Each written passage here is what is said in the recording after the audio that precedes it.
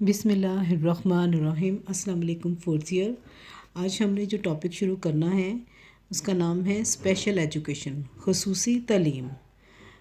خصوصی تعلیم کو جو ہے ہم اس طرح سے بیان کر سکتے ہیں کہ غیر معمولی بچوں کے لیے خاص طور پر تجویز کیے گئے نظام درس و تدریس یعنی طریقہ تعلیم کو خصوصی تعلیم کہا جاتا ہے۔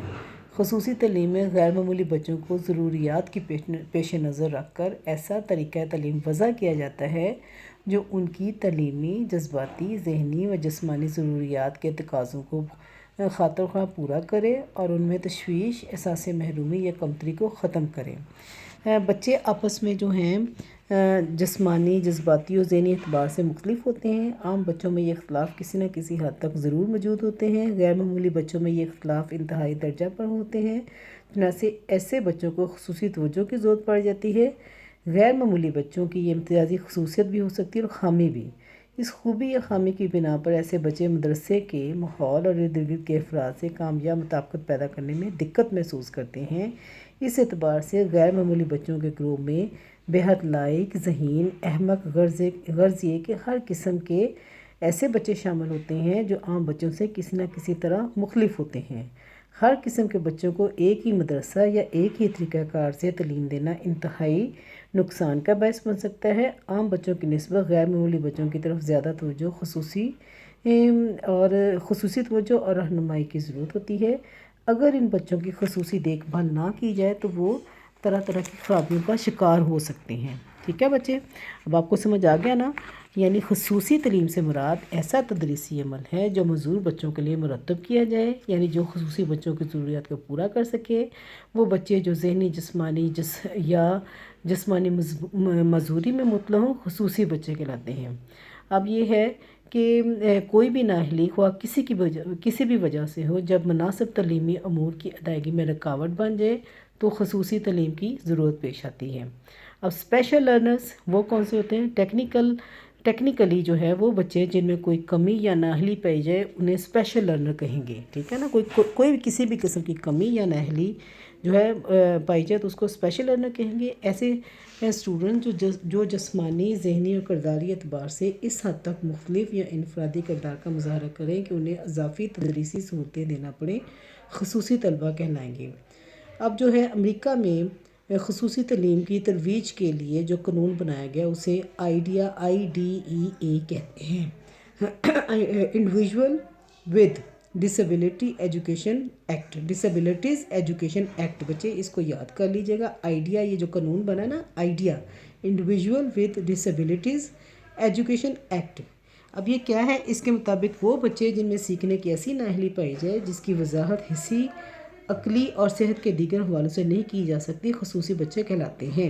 اب IDEA نے خصوصی بچوں کی جو علامات بیان کی ہیں وہ میں آپ کو بتا دیتی ہوں۔ یہ افراد عمومی طور پر ناخوشی ہوتے ہیں اور عزم حلال کا شکار رہتے ہیں، اور یہ نارمل حالات میں ناموضوع کردار اور نامناسب احساسات کا مظاہرہ کرتے ہیں۔ ایسے افراد کے رد عمل اپنے ہم عمروں سے انتہائی مختلف ہوتے ہیں، یعنی پیئر گروپ سے ان کے رسپانسز جو ہیں وہ مختلف ہوتے ہیں، اور یہ اپنے کلچر سے بھی متصادم رہتے ہیں۔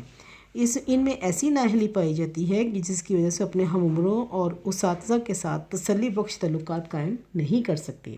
اب جنرل مفہوم جو ہے اس کا وہ ہم یہ کہہ سکتے ہیں کہ اردو زبان میں خصوصی بچے کا لفظ کچھ شکوک پیدا کرتا ہے۔ ایک لحاظ سے دیکھا جائے تو ہر بچہ ہی خاص ہوتا ہے، کوئی سے دو بچے بھی ایک جیسے نہیں ہوتے، ہر ایک کے سیکھنے کا انداز الگ ہوتا ہے، ہر ایک کی خواہشات، ان کی آموزش، رجحانات، محرکات سب ایک دوسرے سے مختلف ہوتی ہیں۔ انڈیویژول ڈفرینسز جو میں نے آپ کو پڑھایا ہوا نا، تمام طلبہ اپنی انفرادی ضروریات کے مطابق تعلیمی پروگراموں سے مستفید ہوتے ہیں، لیکن ہم جو بیان کر رہے ہیں خصوصی بچوں سے مراد اسپیشل چلڈرن ہیں۔ ٹھیک ہے، اب بچوں جو ہے خصوصی تعلیم جیسے کہ آپ کو بتایا ہے کہ دنیا بھر کے تعلیمی نظام میں عام بچوں کے جسمانی، ذہنی، سماجی، اخلاقی اور نموی معیار کو مد نظر رکھا جاتا ہے، لیکن عملی زندگی میں تدریسی مراحل کے دوران معلم کو محسوس ہوتا ہے کہ ہر بچے کی شخصیت میں انفرادیت پائی جاتی ہے، یعنی ہر بچہ ایک دوسرے سے ڈیفرنٹ ہے۔ کچھ بچے گھریلو مسائل یا دیگر وجوہات کی بنا پر تعلیم پر توجہ نہیں دے سکتے. کچھ بچوں میں عام بچوں کی نسبت زیادہ مثبت یا منفی انحراف پایا جاتا ہے. یعنی وہ جو خصوصی بچے ہیں وہ بتا رہے ہیں کہ کلاس میں کس طرح سے وہ ڈفرینٹ ہوتے ہیں دوسروں سے. یعنی کچھ بچے عام بچوں سے فائق ہوتے ہیں جبکہ کچھ کمتر ہوتے ہیں، لیکن سب کو ایک ہی نصاب پڑھایا جاتا ہے اور ایک جیسا ہی طریقہ تدریس رکھا جاتا ہے، جو کہ نفسیاتی لحاظ سے بہت ہی غیر موزوں. یہ بہت غلط ہے کہ ایک ہی طریقہ کار جو ہے سے بچوں کو پڑھایا جائے یا ایک ہی نصاب یا ڈفرینٹ بچوں کو پڑھایا جائے اور ان کے جو ہے اسیسمنٹ بھی ایک ہی طریقے سے کی جائے. یہ بہت غیر موضوع ہے. ہر بچے کو مسائل کی نوع کے مطابق انفرادی توجہ کی ضرورت پڑتی ہے. فائق طلبہ کے لیے اضافی پروگرام اور کم تر ذہنی صلاحیت والوں کے لیے خصوصی پروگراموں کی اشد ضرورت پڑتی ہے، چونکہ ایسے بچے جو عام بچوں سے ذہنی اور جذباتی سطح پر مختلف ہوتے ہیں، اس لیے عام بچوں کی تعلیم سے استفادہ نہیں کر پاتے. عام بچوں سے مثبت یا منفی انحراف رکھنے والے خصوصی بچوں کو جو تعلیم دی جاتی ہے وہ اسپیشل ایجوکیشن کہلاتی ہے. خصوصی تعلیم میں وہ پہلو بھی شامل ہیں جن سے جسمانی معذور، ذہنی معذور، کند ذہن اور فطین سب کے سب مستفید ہو سکیں. ایسے بچوں کے استعمال کے لیے تدریسی طریقے اوسط یا نارمل بچوں کے لیے استعمال نہیں ہوتے. اب ہے خصوصی تعلیم کے حوالے سے خصوصی بچوں کی اقسام. اب یہ دیکھنے میں ٹائپس آف اسپیشل چلڈرن جو ہیں ان کا بتانے لگی ہوں. اب جو وہ کیا ہیں، پہلی ہے مینٹلی ریٹارڈڈ چلڈرن، دوسری فزیکل ڈسیبل چلڈرن، تیسری ہے گفٹڈ چلڈرن. اب اسپیشل بچوں میں یہ تیسری ٹائپ دیکھ لیں، گفٹڈ چلڈرن. اب کیونکہ یہ تینوں اسی ٹائپ میں، جب بھی خصوصی تعلیم کا سوال آئے اس کی ٹائپس ہیں تو آپ نے یہ بھولنا نہیں ہے کہ مینٹلی ریٹارڈڈ چلڈرن بھی شامل ہیں، فزیکل ڈسیبل چلڈرن بھی شامل ہیں، گفٹڈ چلڈرن بھی شامل ہیں. اب میں ان کا آپ کو باری باری جو ہے وہ بیان کرنے لگی ہوں. پہلا ہے مینٹل ریٹارڈیشن. اس سے مراد ایسا نقص ہے جو عموماً بوقت پیدائش بچے میں پیدا ہوتا ہے. ٹھیک ہے، بچے میں ذہنی صلاحیتیں مہارتیں اوسط درجے سے کم ہوتی ہیں اور ان کا جو ہے ایڈجسٹمنٹ جو ہے یا مطابقتی اقدار کی نمایاں کمی ہوتی ہے. ذہنی پسماندگی عموماً 18 سال سے پہلے ظاہر ہو جاتی ہے. ذہنی پسماندگی کی اقسام کیا ہے کہ type of mental retardation DSM 6 کے مطابق